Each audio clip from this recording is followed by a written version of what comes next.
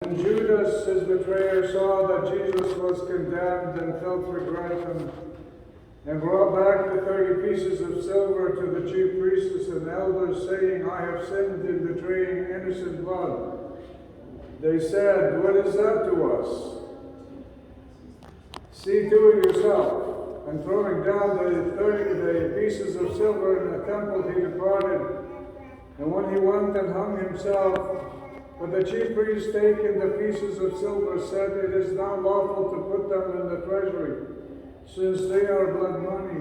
So they took counsel and bought with them the potter's field to bury strangers in. Therefore that field had been called the field of blood to this day. Then was fulfilled what had been spoken by the prophet Jeremiah, saying, and they took the 30 pieces of silver, the price of him who was valued by the sons of Israel, and they gave them for the potter's field, as the Lord directed me. Now Jesus stood before the governor, and the governor asked him, are you the king of the Jews? Jesus said, you have said so. But when Jesus was accused by the chief priests and the elders, he made no answer. Then Pilate said to him, do you not hear how many things they testify against you?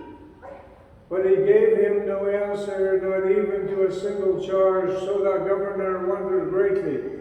Now at the feast the governor was accustomed to release for the crowd any one prisoner whom they wanted. And they had then a notorious prisoner called Barabbas. So when they had gathered, Pilate said to them, whom do you want me to release for you, Barabbas or Jesus, who is called the Christ?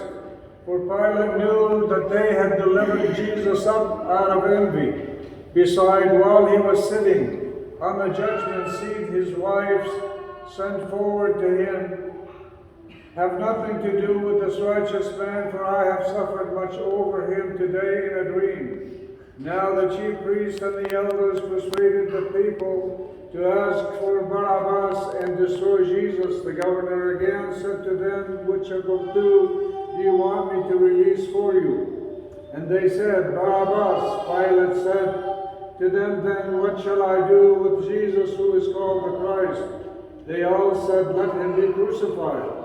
And Pilate said, why? What evil has he done? But they shouted all the more, let him be crucified. So when Pilate saw that he was gaining nothing, but rather than that a riot was beginning, he took water and washed his hands before the crowd, and saying, I am innocent of this righteous man's blood. See to it yourselves. And all the people answered, his blood be on us and on our children. Then Pilate released for them Barabbas, and having scourged Jesus, delivered him to be crucified. Then the soldiers of the governor took Jesus into the praetorium, and they gathered the whole battalion before him. And they stripped him, and put a scarlet robe upon him, and plaiting a crown of thorns, they put it on his head, and put a reed in his right hand, and kneeling before him, they mocked him, saying, Hail, King of the Jews! And they spat upon him, and took the reed, and struck him on the head. And when they had mocked him, they stripped him of the robe, and put his own clothes on him, and led him away to crucify him. As they went out, they came upon a man of Cyrene, Simon by name. This man they compelled to carry Jesus Christ across, and when they came to a place called Golgotha, which means the place of skull, they offered him wine to drink and mingled with gall. But when he tasted it, he would not drink it. And when they had crucified him, they divided his garments among them by casting lots, that what was spoken by the prophets might be fulfilled. They parted my garments among them, and for my clothing they cast lots. Then they sat down and kept watch over him there, and over his head they put the charge against him, which read, "This is Jesus, the King of the Jews." Then two robbers were crucified with him, one on the right and one on the left. One of the criminals who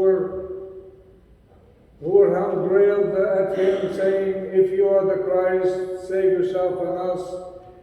But the other rebuked him, saying, "Do you not fear God, since you are under the same sentence of condemnation?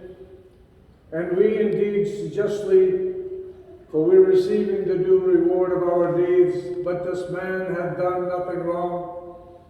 And he said to Jesus, "Lord, remember me when you come into your kingdoms." And Jesus said to him, "Truly I say to you, today you will be with me in paradise."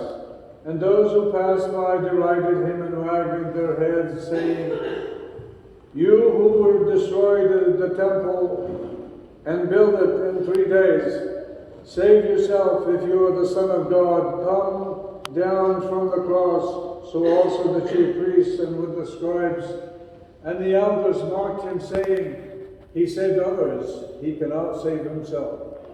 For he is the King of Israel. Let him come down now from the cross, and we will believe in him. He trusts in God, let God deliver him now, if he desires him. If he said, 'I am the Son of God.'" And the robbers who were crucified with him also reviled him in the same way. Now from the 6th hour there was darkness over all the land until the 9th hour. And about the 9th hour Jesus cried out with a loud voice, "Eli, Eli, lema sabachthani?" That is, my God, why hast thou forsaken me?" And some of the bystanders hearing it said, "This man is calling Elias." And one of them at once ran and took a sponge and filled it with vinegar and put it on reed and gave it to him to drink. But the others said, "Wait, let us see whether Elias will come to save him." And Jesus cried again with a loud voice and gave up the spirit. And behold, the curtain of the temple was torn in two from top to bottom, and the earth shook, and the rocks were split. The tombs also were opened, and many bodies and saints who had fallen asleep were raised. And coming out of the tomb after his resurrection, they went into the holy city and appeared to many. And when the centurion and those who were with him, keeping watch over Jesus, saw the earthquake and what took place, they were filled with awe and said, "Truly, this was the Son of God." Since it was the day of preparation, in order to prevent the bodies from remaining on the cross on the Sabbath, for the Sabbath was a high day, the Jews asked Pilate that their legs might be broken, and that they might be taken away.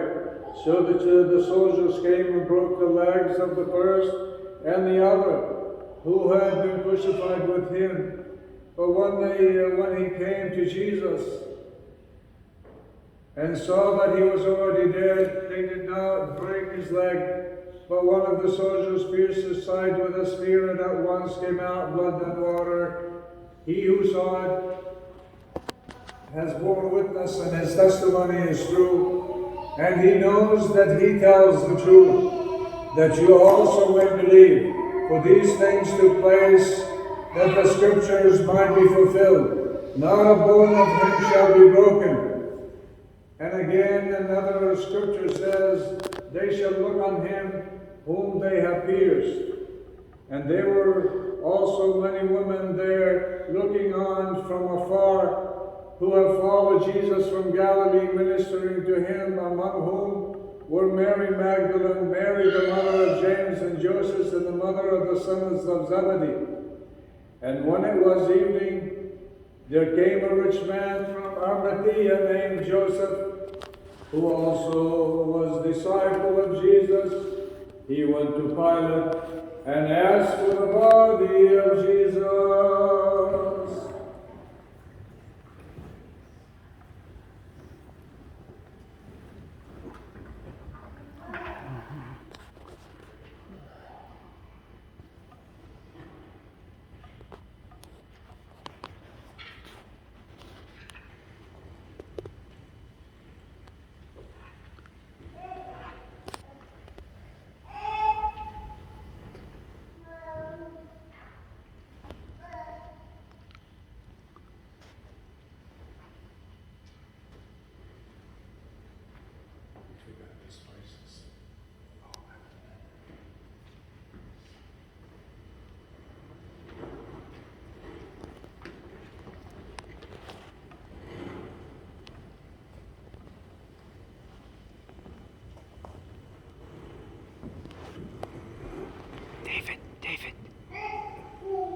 He's not done. He's not done.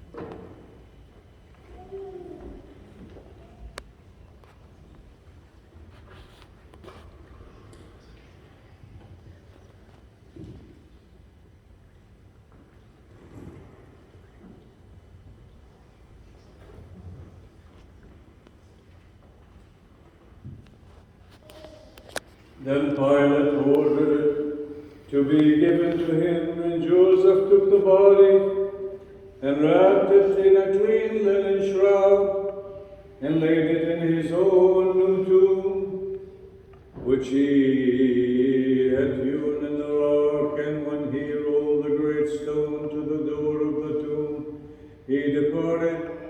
Mary Magdalene and the other Mary were there, sitting opposite of the sepulchre.